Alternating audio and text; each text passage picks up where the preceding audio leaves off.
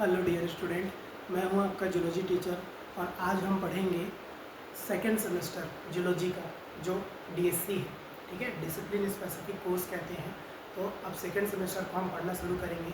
इसमें सबसे पहले हम सेकेंड सेमेस्टर में क्या कोर्स कंटेंट क्या है, टॉपिक क्या है, मतलब सिलेबस में क्या क्या है, क्या पढ़ने हैं, उसके बारे में आज चर्चा करेंगे। ये हमारा आज पहला क्लास है और लगातार टॉपिक वाइज क्लास आते रहेंगे। ठीक है, तो चलिए स्टार्ट करते हैं। सबसे पहले देख लेते हैं कोर्स में है क्या। तो इस साल सेकंड सेमेस्टर में अगर आपकी बात करें तो इस साल का आपका सब्जेक्ट का स्पेसिफिक नाम अगर दें तो सेल बायोलॉजी और हिस्टोलॉजी है।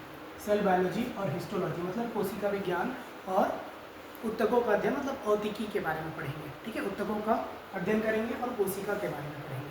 तो सबसे पहले हम लोग देखते हैं पहला यूनिट। जैसे कि आप जान रहे हो कि पिछले बार भी 4 यूनिट था, तो इस बार भी 4 यूनिट है। पहला यूनिट, दूसरा, तीसरा और चौथा यूनिट है। तो शुरू के 3 यूनिट जो है वो है कोशिका विज्ञान के बारे में पढ़ेंगे, हम सेल बायोलॉजी के बारे में पढ़ेंगे। और लास्ट वाला जो यूनिट है ये इंट्रोडक्शन ऑफ टिश्यू है, तो ऊतकों के बारे में हम पढ़ेंगे। ठीक है, तो 4 यूनिट में इस बार भी बटा हुआ है। और जैसा कि आप जान रहे हैं कि 70 नंबर का आप एग्ज़ाम दिए हो, इस बार भी उतना ही आएगा। ठीक है, तो चलिए स्टार्ट करते हैं। इस सिलेबस का मेन अगर सब्जेक्ट अगर कहें तो वो क्या है, जूलॉजी के अंदर सेल बायोलॉजी और हिस्टोलॉजी। तो सबसे पहले देखते हैं यूनिट 1 से हम लोग देखते हैं। तो यूनिट 1 में हमको मेनली क्या पढ़ने हैं, सेल के बारे में पढ़ने हैं। सेल के बारे में मतलब सेल का स्ट्रक्चर कैसा है, सेल में प्रोकैरियोटिक सेल्स, यूकैरियोटिक सेल्स, इसका अंतर पढ़ेंगे। साथ साथ हम प्लांट और एनिमल सेल्स के बारे में भी पढ़ेंगे।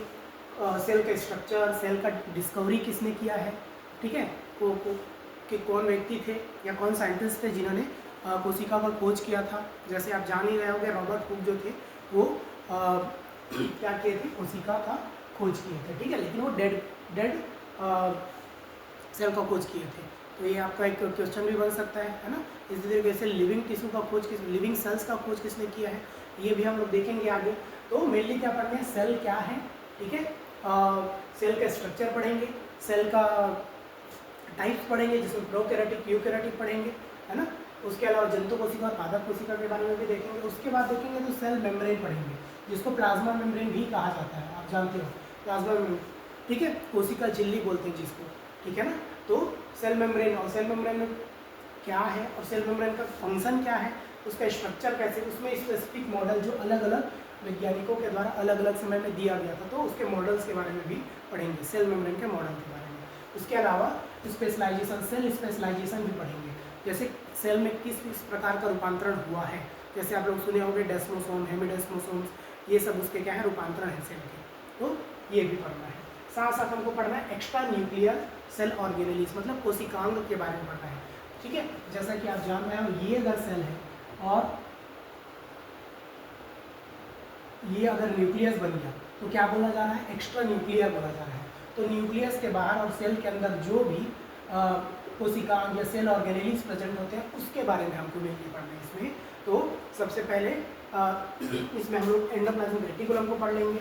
ठीक है, जानते हो आप, अंडप्रद्रवी जालिका कहते हैं। उसके बाद गोल्जी बॉडी, उसके बारे में पढ़ेंगे। ठीक है, एक्स्ट्रा न्यूक्लियर सेल ऑर्गेनेलिस में, कोशिकांग में। ठीक है, एंडोप्लाज्मिक रेटिकुलम जिसको ERB कहते हैं शॉर्ट में, गोल्जी बॉडी। ठीक है, उसके अलावा अब देखिए फर्स्ट यूनिट का कुछ जो है वो सेकेंड यूनिट में भी दे दिया है।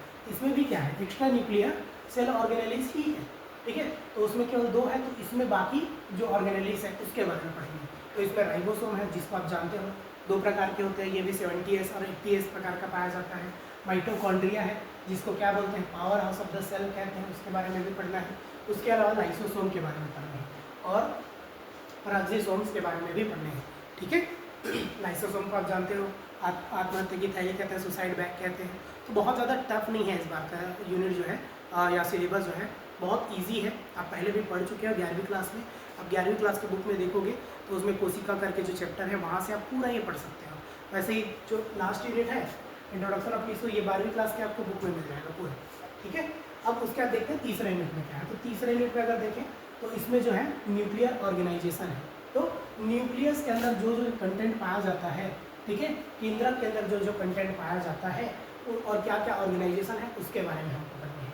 ठीक है, तो न्यूक्लियस जानते हो, न्यूक्लियस के अंदर न्यूक्लियस की खोज किसने किया था भाई, न्यूक्लियस की खोज किया था रॉबर्ट ब्राउन ने किया था। कोशिका की खोज, ठीक है, सेल की खोज रॉबर्ट हुक ने किया था और न्यूक्लियस की खोज रॉबर्ट ब्राउन ने किया था।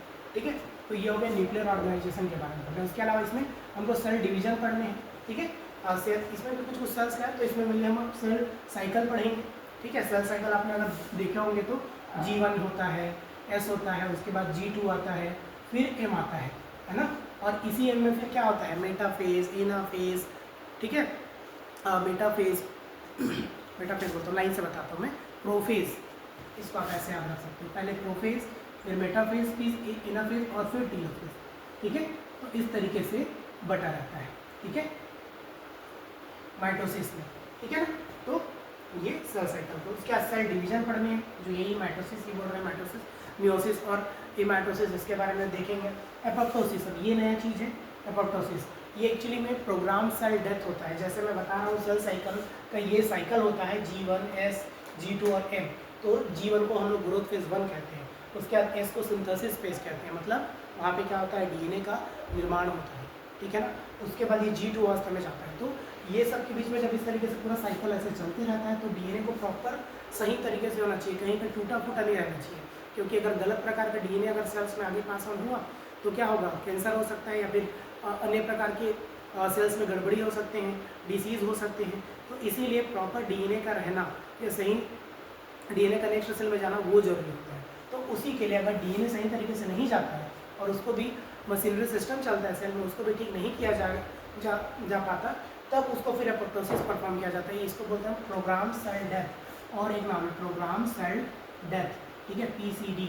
तो इसको क्या कर दिया जाता है, जो सेल सही नहीं हो पाता, ठीक है, तो उसको फिर क्या करते हैं, डिस्ट्रॉय किया जाता है। जैसा कि आप ये फिंगर देख सकते हैं, बहुत सारे बॉडी में हमारे जो खांच जो बने हैं वो प्रोग्राम सेल डेथ के द्वारा ही बना है। जैसे ये अगर देखें, यहाँ पे यहाँ का सेल जो है वो डेथ हुआ है, यहाँ का सेल डेथ हुआ है, यहाँ का सेल, यहाँ का सेल, तब हमारे 5 सेपरेट फिंगर्स बन पाए हैं। ठीक है, तो ये एपोप्टोसिस बहुत इंपॉर्टेंट चीज़ है। ठीक है, तो उसके बारे में पढ़ेंगे, बहुत इंटरेस्टिंग भी है। उसके बाद लास्ट यूनिट जो आता है वो चौथा यूनिट जो है ये इंट्रोडक्शन ऑफ टिश्यू। जैसे मैंने पहले बोला था, शुरू का 3 यूनिट जो है वो सेल बायोलॉजी, ठीक है, कोशिका विज्ञान पढ़ने। चौथा यूनिट जो क्या है वो है हिस्टोलॉजी। तो हिस्टोलॉजी क्या है, कोशिका बोलते हैं, ऊतकों का अध्ययन को हम लोग बोलते हैं हिस्टोलॉजी। ठीक है ना, तो इसमें क्या पढ़ना है, टिश्यू का इंट्रोडक्शन। मेनली 4 प्रकार के टिश्यू के बारे में पढ़ना है अपन को। एक पढ़ना है एपिथेलियल टिश्यू के बारे में। एपिथेलियल टिश्यू वो टिश्यू होते हैं जो क्या करते हैं, हमारे बाहर बॉडी के आउटर लाइनिंग को भी करता है और हमारे ऑर्गन्स के इंटरनल लाइनिंग को भी बनाने का हेल्प करता है। ठीक है, एपिथेलियल टिश्यू, इसमें भी और डिटेल है, तो याद रखना मेनली एपिथेलियल टिश्यू पढ़ना है। उसके अलावा हमको पढ़ना है कनेक्टिव टिश्यू, ठीक है, जिसको हम लोग संयोजी ऊतक कहते हैं। तो इसमें हम स्पेसिफिक पढ़ने हैं ब्लड के बारे में, ब्लड के प्रकार पढ़ेंगे। इसमें हम पढ़ेंगे RBC पढ़ेंगे, क्या क्या पढ़ेंगे इसमें हम लोग, RBC पढ़ेंगे, WBC पढ़ेंगे और प्लेटलेट्स के बारे में पढ़ेंगे। ठीक है, प्लेटलेट्स के बारे में पढ़ेंगे। उसके अलावा मस्कुलर टिश्यू, मसल्स के बारे में, जो हमारे मसल्स रहते हैं ये सब चीज़ें, तो मस्कुलर टिश्यू के बारे में पढ़ेंगे। ठीक है, उसके अलावा न्यूरॉन्स के पढ़ेंगे, जिसमें आप तंत्रिका तंत्र जानते हो। ठीक है, न्यूरॉन्स, नर्व सेल्स हैं, उसके बारे में पढ़ेंगे। तो ये इस तरीके से हमारा कोर्स कंटेंट है। ठीक है, इस सेमेस्टर में, सेकेंड सेमेस्टर में आपको ये पूरे पढ़ने हैं। बहुत ज़्यादा टफ नहीं है, बहुत आसान है। अभी से पढ़ेंगे, समय समय पे हर 2-2 दिन में आपके लिए प्रॉपर वीडियो आते रहेगा। ठीक है, तो अच्छे से इस बार पढ़ना है। ओके, तो ये एक सिलेबस का ओवरव्यू है। मैं आपके ग्रुप में सिलेबस भेज दूंगा, ठीक है, उसका PDF भेज दूंगा, तो उससे आप देख सकेंगे, पूरा डिटेल में देख सकेंगे। अब नेक्स्ट जो वीडियो आएगा उसमें हम लोग ये सेल के बारे में, सेल का इंट्रोडक्शन, हिस्ट्री, सेल थ्योरी, ठीक है, और मॉडर्न सेल थ्योरी और उसके सेल अपवाद कौन कौन से हैं, ये सब पढ़ेंगे। उसके आधार में हम लोग प्रोकैरियोटिक, यूकैरियोटिक सेल्स में अंतर देखेंगे। तो इस तरीके से लगातार वीडियो आएगा। ठीक है, तो आज के लिए इतना ही। ये हमारा कोर्स कंटेंट का क्लास था, मतलब सिलेबस बताने वाला क्लास था। ठीक है, थैंक यू।